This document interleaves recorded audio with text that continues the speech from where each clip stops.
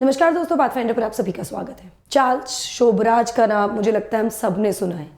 फिर से क्यों चर्चाओं में है चार्ल्स शोभराज, और साथ में ये भी जानेंगे आज के सेशन में कि शोभराज का भारत कनेक्शन क्या है। चलिए देखते हैं न्यूज़। तो चार्ल्स शोभराज को फ्री कर दिया गया है नेपाल के द्वारा। तो आज के सेशन में हम will have a look at his life and crimes of this bikini killer. इसको बिकिनी किलर के नाम से भी जाना जाता है। चलिए न्यूज़ देख लेते हैं पहले। नेपाल के सुप्रीम कोर्ट ने बुधवार को ऑर्डर किया है release of Charles Sobhraj within 15 days. अगले 15 दिनों में उसको रिलीज कर दिया जाएगा और साथ ही इमीडिएटली डिपोर्ट कर दिया जाएगा to his home country which is France. Part Indian conman, Bharat का भी मतलब ये कह सकते हैं कि भारत से भी इसके लिंक्स हैं और एक पार्ट इंडियन है, कहीं ना कहीं कनेक्टेड है इंडिया से। कॉनमैन रहा है, सीरियल किलर रहा है जो सर्व कर रहा है murder sentences in Nepal right now, और he has also served time in India. कब? जब ही वॉज एक्चुअली मतलब उसके ऊपर ये आरोप था और दोषी भी पाया गया था ऑफ पॉइजनिंग फ्रेंच टूरिस्ट। अपने पूरे क्रिमिनल करियर में शोभराज ने बहुत को एक्चुअली कहा जाता है बिकिनी किलर के नाम से जाना जाता है, क्योंकि बहुत सारे जो उनके विक्टिम्स थे they were found in bikinis and the serpent of his kill at slipping away from law enforcement authorities. मतलब किस तरह से वो लोग बच जाता था अलग अलग समय पर। ठीक है, चलिए एक तरह से इस तरह का व्यक्ति जो बच के निकल जाता था हर बार।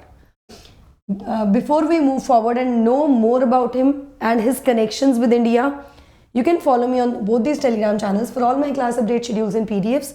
अनअकैडमी ऐप पर भी आप मुझे फॉलो कर सकते हैं मेरी सभी special classes and plus courses के लिए। एनरोल करने के लिए आपको सिर्फ मेरा कोड यूज करना है NDLive10। अगर अर्ली लाइफ की बात करें शोभराज की, तो he was abandoned by his father. Sobhraj का जन्म हुआ था एक फ्रेंच ऑक्यूपाइड साइगॉन में, the son of an Indian businessman. Indian businessman थे इनके father and Vietnamese shop assistant. Vietnam की इनकी मदर थी। पेरेंट्स की कभी शादी नहीं हुई और फादर ने कभी भी एक्नॉलेज नहीं किया पेटर्निटी को। ठीक है, ये this was his childhood. Sobhraj बाद में फ्रांस मूव हुआ with his mother and his mother married a French soldier. ठीक है, तो that is his Indian connection. All right, because his father, biological father was an Indian businessman. It has been written in many of his many biographies and articles about him कि शोभराज हमेशा अपने father को regent करता रहा, उसके abandonment को लेकर कि छोड़कर चला गया और कभी भी सेटल नहीं हुआ अपनी माँ की नई फैमिली के साथ भी। तो this was his early childhood. Serial killer कैसे बना शोभराज? तो शोभराज ने काफ़ी दुनिया भर में ट्रैवल किया and then while travelling he began targeting hippie travellers. Hippie travellers कौन होते हैं? जो वेस्टर्न टूरिस्ट होते हैं, बैकपैक करके ट्रैवल करते हैं एशिया में, मतलब बैकपैक लिया और दे ट्रैवलिंग अक्रॉस दी कॉन्टिनेंट्स। तो जो हिप्पी ट्रैवलर्स थे जो एशिया में बैकपैकिंग करके ट्रैवल कर रहे थे, वेस्टर्न टूरिस्ट, उनको इसने टारगेट करना शुरू किया। He would spike their drinks and kill them. कुछ ना कुछ मिलाकर ड्रिंक्स में उनको मार देता था विद हिज विमेन अकम्प्लिसेस। महिलाएं कुछ इसकी विमेन अकम्प्लिसेस भी थी इस सब के बीच में, इन सबके साथ। शोभराज को अक्यूज किया गया ऑफ अराउंड 20 मर्डर्स। 20 मर्डर्स का इस पर आरोप लगा। वो अलग बात है कि इसके मोटिव्स कभी भी क्लियर नहीं हुए कि क्यों ऐसा ये करता था। कई बार he stole the passports and use the identities of people he had killed. मतलब कई बार क्या करता था कि पासपोर्ट चुरा लिए और लोगों की आइडेंटिटी को इस्तेमाल किया। ठीक है, जर्नलिस्ट और लॉ एनफोर्समेंट अथॉरिटीज जो हैं जिन्होंने इंटरेक्ट किया है शोभराज के साथ, उन्होंने पाया with him found Sobhraj to be suave and charming. मतलब अट्रैक्टिव पर्सनालिटी भी थी, qualities which helped him commit his crimes. एक इस तरह की क्वालिटी की देख के लगे ही नहीं कि ये बंदा क्राइम कर सकता है, लेकिन दिस वाज हिज क्वालिटी जिसके से क्राइम करता था। रिक्रूट अकम्प्लिसेस, अपने साथ महिलाओं को कहते हैं ना एक साथ एक ले आना, अपने साथ मिलकर करना, एंड ऑल्सो एवेड पनिशमेंट, और पनिशमेंट से भी बच जाता था। ही was arrested several times in several countries. बहुत सारे देशों में इसकी गिरफ्तारी भी हुई, लेकिन या तो ये भाग गया या फिर इसने ब्राइब कर दिया, ब्राइब करके अपना रास्ता निकाल लिया, मतलब निकल गया वहाँ से। ठीक है, इंडिया में अगर हम अरेस्ट की बात करें तो इंडिया में he was arrested in 1976, July 1976 in New Delhi. Sobhraj और उसके साथ 3 महिला अकम्प्लिस थी जिन्होंने कन्विंस किया फ्रेंच स्टूडेंट्स को कि वो हायर करेंगे उनको एज कि वो उनको हायर करें as tour guides. They then gave the tourist poison pills. पहले जो फ्रेंच टूरिस्ट थे उनको कन्विंस कर लिया कि उनको टूरिस्ट गाइड की तरह हायर कर लें और बाद में उनको जहर की गोलियां दे दी। However some of the students manage to call the police. कुछ लोगों ने पुलिस को कॉल किया और शोभराज उसका ग्रुप अरेस्ट हो गया, उस पर केस चला, उनको सेंटेंस हुई 10 साल की जेल। जेल के मतलब जब टाइम खत्म हो रहा था, जब टर्म एंड हो रहा था 10 साल का उसका, तो शोभराज एस्केप्ड, भाग गया by giving prison guard spiked sweets of his birthday. मतलब वहां पर भी स्पाइक्ड स्वीट दे दी अपने बर्थडे की प्रिजन गार्ड्स को और वहां से भाग गया ना। भागा क्या एक्चुअली इसलिए कि वो चला ही जाए?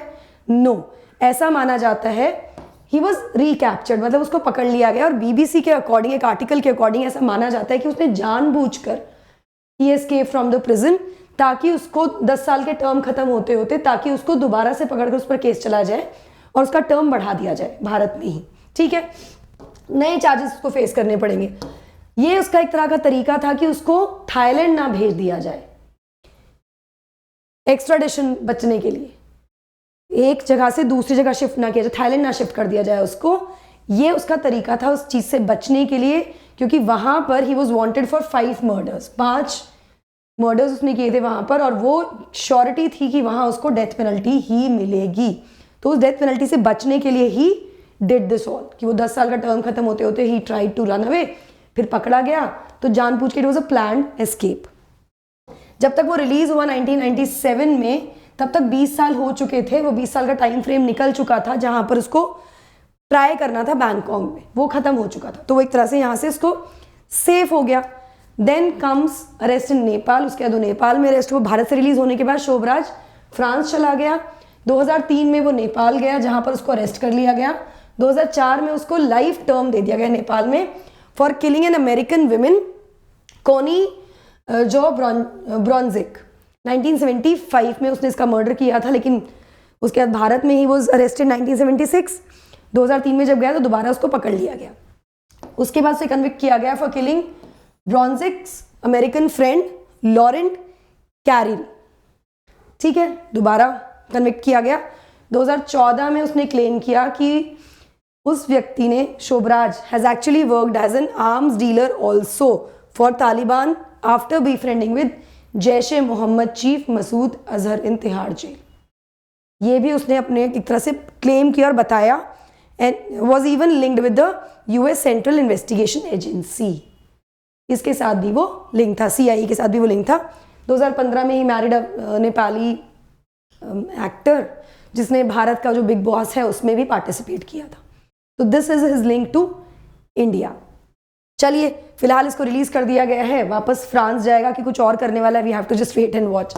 दोस्तों, आरंभ बैचेस शुरू हो चुके हैं, अभी जाकर एनरोल कर लीजिए for your 2024 preparation. Hindi English के बैचेस हैं, बहुत अच्छा आपको डिस्काउंट और सब कुछ मिल रहा है। CSAT के बैचेस भी जो ज्वाइन कर सकते हैं आप, अगर आप मेरा कोड यूज करते हैं to enrol, you will get 10% का एडिशनल डिस्काउंट। UPSC ड्रीम पूरा होने के लिए कोई भी ऑब्स्ट्रक्शन ना है, इसके लिए आपको लोन फैसिलिटी भी दे रहा है अनअकैडमी, 0 EMI की है। Test series at a very very nominal price. Go enrol now with my code NDLife10। The code is NDLife10 दोस्तों। मिशन IRMS 18 दिसंबर से शुरू हो चुका है। Last mile interview guidance programme, ये भी आप एनरोल कर सकते हैं अगर आप इंटरव्यू की तैयारी कर रहे हैं। So that is it from my side. I hope you like the session. Do not forget to like, share and subscribe to the channel. Also hit the bell icon so that you get notifications for our latest update. Thank you so much. God bless.